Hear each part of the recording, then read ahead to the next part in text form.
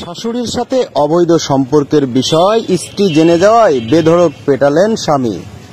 ঝিনাইদহ সদর হাসপাতালে ভর্তি ভুক্তভোগী পিঙ্কি রানী বলছিলেন সেই বীভৎস ঘটনার বর্ণনা। পিঙ্কি রানী, পিঙ্কি রানী, আপনার স্বামীর নাম কি? আশিস কুমার পোড়ামানি। বাসা কোথায়?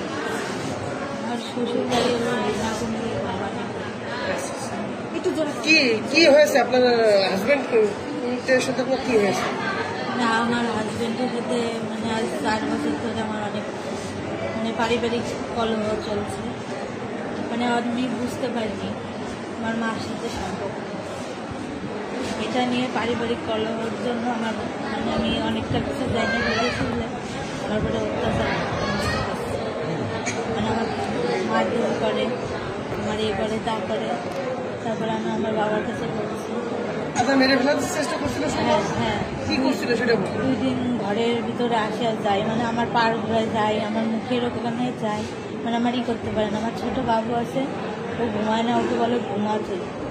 আমি ওরে চেতন রাখি, ফোনটা দিয়ে জীবনে তুই ঘুমাইস না, এমন করে চলতে থাকি। চলতে দম ধরে থাকে 2-3টে পর্যন্ত, শুধু আপ ডাউন করে, পারে না। তারপরে আমি একদিন উঠে পড়ছি। উঠে পড়ার পরে আমার বাড়ির পাশে লোকজন আছে, আমি চেঁচাইতে গেছি, তখন সে চুপ করে শুয়ে পড়ছে। তারপরে আমি আর কোনো কথাবার্তা করিনি। এখন আমার সাথে সেও কথা বলে না, প্রয়োজন ছাড়া সেও কথা বলে না, আমিও কথা বলি না। এই জানাজানি। আপনি হাসপাতালে এসেছেন কি? আপনাকে মারধর করেছে? হ্যাঁ। কবে মারধর করেছে? কালকে। গতকাল? হ্যাঁ। আপনার হাজবেন্ডের ঠিকানা কোথায় একটু বলেন? আমার হাজবেন্ডের ঠিকানা হরিণাকুণ্ড, ভবানীপুর বাসা। ভবানীপুর মাঠপাড়া। ভবানীপুর মাঠপাড়া। আপনার হাজবেন্ডের নাম কি? আশিস কুমার পোড়ামানি। আশিস কুমার পোড়ামানি। ওনার বাবার নাম? ওনার বাবার নাম শ্যামল কুমার পোড়ামানি। শ্যামল কুমার পোড়ামানি। আপনার উপরে নিয়মিত নির্যাতন করে? হ্যাঁ, ওই জানাজানির পরে থেকে আমার কাছে অনেক তথ্য পদার্থ আছে। অবৈধ সম্পর্ক ছিল? হ্যাঁ, অবৈধ সম্পর্ক ছিল। সেটা জানার পরে আমার সাথে শেষ রাত্রি বালিশ টালিশ নিয়ে আমার ওই জায়গায় গেছিল। পরে আমি অনেক করে চিল্লাচিল্লি ছোটোখাটো করে আমি বেরোয় চলে আসছি। তারপরে আজকে এখানে চলে আসছি। আমি বলছি আমি আর থাকবো না, মিথ্যে কথা বললে আমি পালাই চলে আসছি। আপনার মেয়েটাকে আপনার সাথে আছে না রেখে দিয়েছে? আমার মেয়েটাকে রেখে আসছি। রেখে দিয়েছে? দেয়নি না, সে বলে আমার মেয়ে আমি ডাকবো, তুই কোথায় যাবি? আপনাকে মারছে কোন জায়গাতে?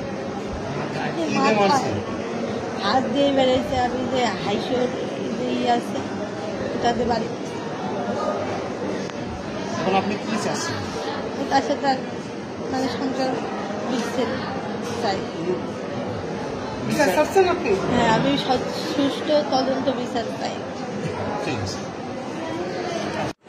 আপনার বাচ্চা কাচ্চা কয়টা? আমার বাচ্চা একটা। হ্যাঁ, একটা মেয়ে। কয় বছর বয়স? 5 বছর বয়স। আমার অনেক ছোটকালে বিয়ে দিচ্ছে, জোর জবরদস্তি করে। টাকা পয়সা দাবি টাবি করে না? আমার কাছে টাকা পয়সা দাবি টাবি করে। আমার নাম মোহাম্মদ আল ফারুক। আমি দীর্ঘদিন ধরে ঝিনাইদহ স্থানীয় ছেলে, এবং আমার নাম আগে ছিল সুকুমার কুমার বিশ্বাস। আমি হিন্দু থেকে মুসলমান হয়েছি। এই মেয়েটা আমার, এবং এই 18-19 বছর মার সাথে আমার কোনো সম্পর্ক নেই। যে কোনো কায়দায় মেয়ে নিয়ে যায় মানুষ করেছে। 1 লাখ মেয়ে তারাই বিয়ে সাথে দিয়েছে। আমি আজ 5-6 বছর ধরে এর খালি নির্যাতনের বিষয়টা আমি জানতে পারছি, শুনতে পারছি। তারপরেও মেয়ে বারবার বলেছে, মনি সংসারে গেলে তো জ্ঞান করে লোক হয়, এই নিয়ে তুমি ব্যস্ত হয়ে না, তুমি নিরিবিলি থাকো। পরে আমি বাইরে আমার কাছে বিভিন্ন রকমের রেকর্ড জানাই, মোবাইলে দেখায়, বহুত রকমের ফুটেজ দেখায়, বাবা এই বৃত্তান্ত। তখন আমি বাইরে থেকে বললাম যে তারপরেও তুমি দেখো, এটা হলো সম্পূর্ণ একটা অবৈধ সম্পর্ক আমার ভাইয়ালার সাথে, তার জামুর সাথে সম্পর্ক। এটা বহুত আগের থেকে, এটা আমি জানতাম না। প্রায় 6 মাস 3 মাস পর তার মারা খুব পরিকল্পনা করে আমার কাছে এই যে 6 বার এসে মেয়ে আজকে বাড়িতে গতকালে রাত্রিবেলা বালিশ চাপা দিয়ে মেয়ে ফেলতে দিল।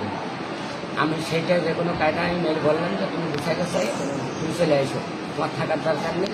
আমি আইনি রাস্তার মাধ্যমে, প্রশাসনের মাধ্যমে, মিডিয়ার মাধ্যমে আমি জিনিসটা জানাই যে এই ঘটনা 5টা বছর মেয়েরা সংসার করতে পারছে না এবং তার মেয়েদেরও দিতে চাচ্ছে না। তার মেয়ের সেভাবে শিখায় যেভাবে সেইভাবে ছেলে জামার কথা শুনে চলে এবং মেয়ে থাকে এখানে, জামাই যায় ওখানে। এখন এই নিয়ে একটা বিভ্রান্তি জ্ঞানদান চলছে বহুত আগের থেকে। আমি এই জিনিসটা এত গুরুত্ব দিয়েছিলাম না। পরবর্তী তার আশপাশে, বাড়ির আশপাশের লোকজনের কাছে শুনলাম, গ্রামের লোকের কাছে শুনলাম আসলে ছেলে একটা খারাপ চরিত্র ছেলে। তাই আমি সরকারের কাছে এবং আমি মিডিয়ার কাছে পরিপূর্ণ একটা সুস্থ সঠিক বিচার চাচ্ছি। স্যার, আপনার যদি মেয়ে আজকে হাসপাতালে ভর্তি, এটা আমি নিজে নিয়ে এসে ভর্তি করাইছি। তার অবস্থা ভালো না, পাড়ায় এসে এবং রাত্রিবেলা বালিশ চাপা দিয়ে বাড়তে গেছিল। আমি নিয়ে এসে আমি বললাম যে ঠিক আছে, আমি মেডিকেলে ভর্তি করাইনি, আগে তার চিকিৎসা করাইনি, পেটে প্রচুর ব্যথা করছে। এখন কি অবস্থা এখন আমি জানি না, ডাক্তার দেখতে থাকবো।